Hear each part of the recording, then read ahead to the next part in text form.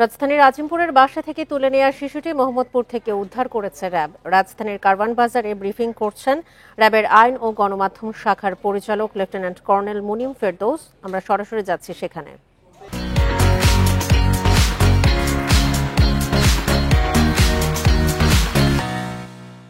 অচেতন করে ফেলেন এবং পরবর্তীতে সে বাচ্চাটাকে নিয়ে তারা চলে আসেন এবং সেখানে তারা চলে আসেন হচ্ছে নবীনগর হাউজিং মোহাম্মদপুর আদাবর এলাকা অবস্থিত সেখানে একটি বাসাতে, যেখানে এই অপহরণকারী চক্রের সদস্যরা সকলে সেখানে চলে আসে। এখানে আসার পরে যখন এই বিষয়টি নিয়ে বিভিন্ন সামাজিক যোগাযোগ মাধ্যম এবং পেপার পত্রিকায় যখন বিভিন্নভাবে লেখালেখি হচ্ছিল, তখন তারা বিষয়টিকে নিরাপদ মনে করেনি এবং পরবর্তীতে তাদের যে অপহরণকারীদের যে দাবি ছিল বিভিন্ন ধরনের টাকা পয়সা নিয়ে দাবি করা 10 লক্ষ টাকার মতো, সেই টাকাগুলি বা তারা চাবার জন্য আর কোনো ধরনের যোগাযোগ করেনি, যেহেতু সেটা সামাজিকভাবে এবং বিভিন্ন মিডিয়াতে সেটা প্রকাশ হয়ে গিয়েছিল।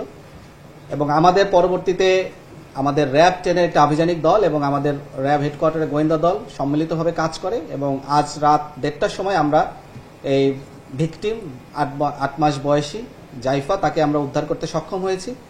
এবং যখন তাদেরকে এই মেয়েটাকে তার বাসা থেকে নিয়ে যাওয়া হয়, সেই বাসায় কিন্তু বাসা থেকে প্রায় 1,70,000 টাকা, 6 থেকে 7 ভরি স্বর্ণ এবং বেশ কিছু দামি ঘড়ি সেখান থেকে নিয়ে যাওয়া হয়।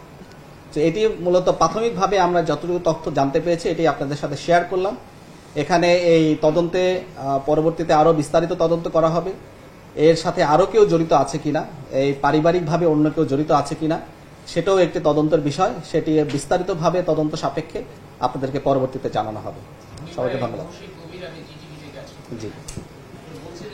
রাজধানীর আজিমপুরের বাসা থেকে তুলে নেওয়া শিশুটিকে মোহাম্মদপুর থেকে উদ্ধার করা হয়েছে। এই বিষয়ে ব্রিফ করছিলেন লেফটেন্যান্ট কর্নেল মুনিম ফেরদৌস। আমরা সরাসরি ছিলাম সেখানে।